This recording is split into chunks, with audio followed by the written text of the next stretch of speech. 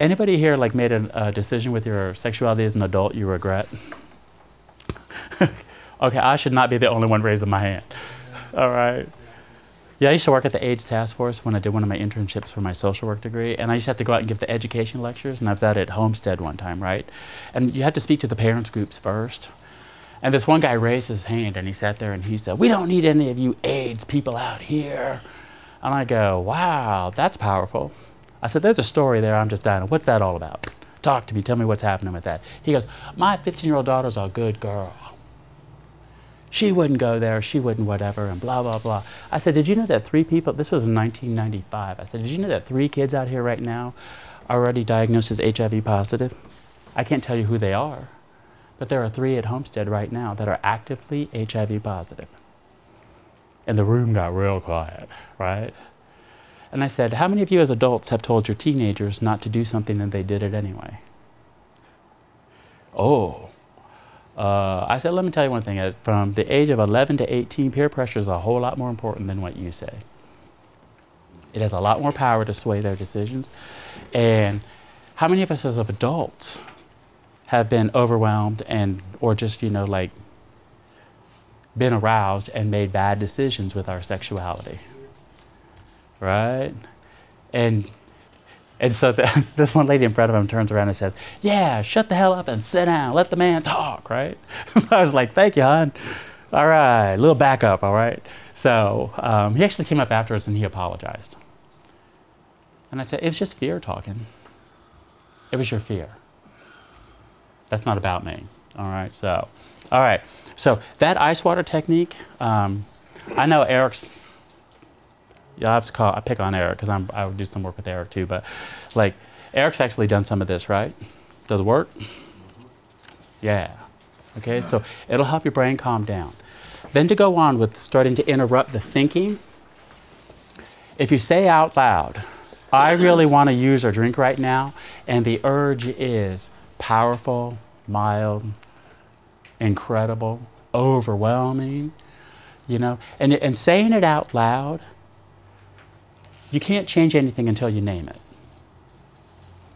And my sponsor said to me, "Whenever you get the urge to use, Chris, you call me as soon as you can. You name it out loud. Talk about it at a meeting." Okay?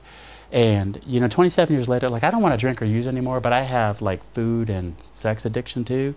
So, like, if I'm at the gym and I'm going, I'll do you, I'll hook up with you, oh, yeah, you know what I mean? Start wanting to, like, sleep with everybody in the place. Uh-oh, something's going on, right?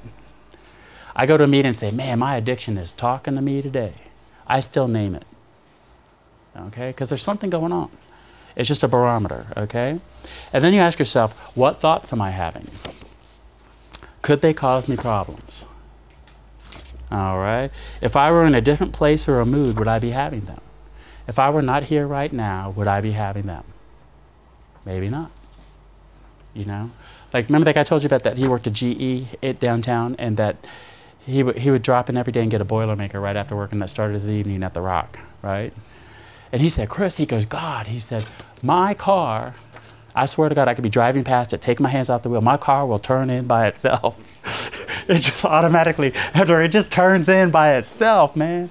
And I said, "Yeah, that's that ritual, right?"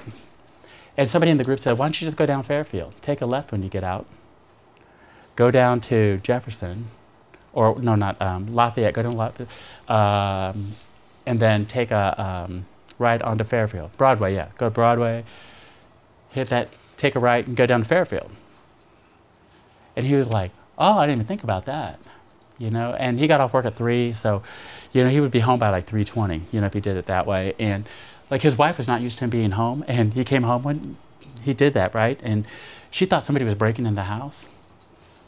So he's out in the kitchen making a sandwich, and she freaked out, went up to the bedroom, called the police, and the police came in, "Get on the floor, down, get on the ground." And he's like, "Hey, it's my house, right?" Like that.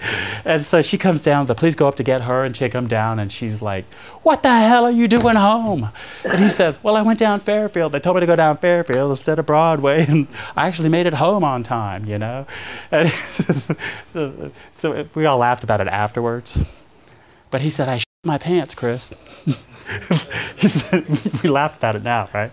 But he said, you know, when the police pull that on you, he said, it was just involuntary.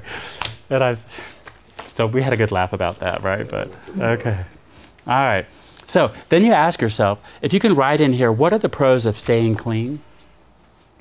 What are the positive things about staying clean? Because sometimes when you're really overwhelmed, it's really hard to remember what's good about not using right now.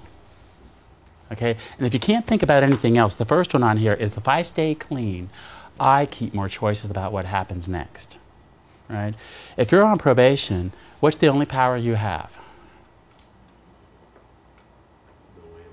Yeah, don't give them any ammunition, right? That's it. They have authority over you. They can make your life as much hell as they want to while you're on probation. You know, Thomas Jefferson wrote that, right? The legal system is comprised of the arts of persuasion and finance. True justice remains the domain of God alone. So even back in the 1700s, Thomas Jefferson knew that it was about who had the majority vote and had more money. So, you know, that's what he said. He said you have to not give them ammunition. I keep more choices about what happens next if I stay clean. And so that's all you can hold on to, okay? And then I wrote some other things in here too, like some of the positive things about staying clean were like, I have more money, I had, you know, my self-esteem gets better, all that other kind of stuff. So, and then you write some of the cons of using or drinking. Obviously, number one is I lose my choices. I lose choices. It can be lose money, lose my freedom, whatever. Whatever it's going to matter to you. It has to be something that you don't want to lose, okay? And then if you look on the back here, see where it says con? So on the back here, you write someplace that your addiction has already taken you that you never want to go again. And I said, well, I'll just write something in the future, Bill. Like I drew a tombstone on my first one, and then my name on it, like rest in peace and all that kind of stuff. He says, has that happened to you yet? And I said, no. He goes, that won't stop you from using it. When you're really craving, that's in the future. You need to tap into something you've already experienced.